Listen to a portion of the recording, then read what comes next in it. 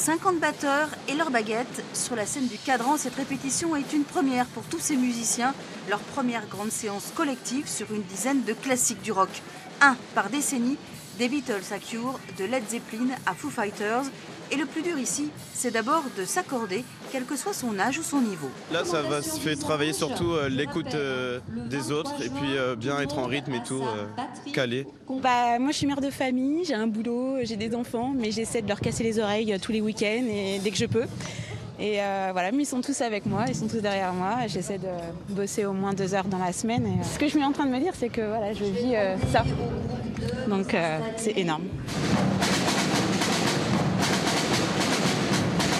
On a surtout fait la méthode de travail avec différents niveaux. C'est-à-dire que même une personne qui vient d'apprendre la guitare, par exemple, aura une partition pour jouer le morceau, qui sera impliqué dedans quand même.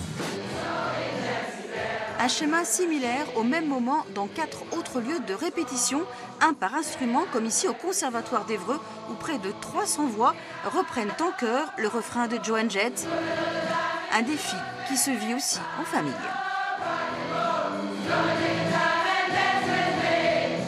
On en parlait avec mon mari et son cousin qui sont batteurs aussi dans le projet. Et en fait, j'avais envie de participer. Ça avait l'air vraiment... Voilà, j'avais envie de participer à un projet comme ça qui était français, qui était normand en plus. Et non, c'est super.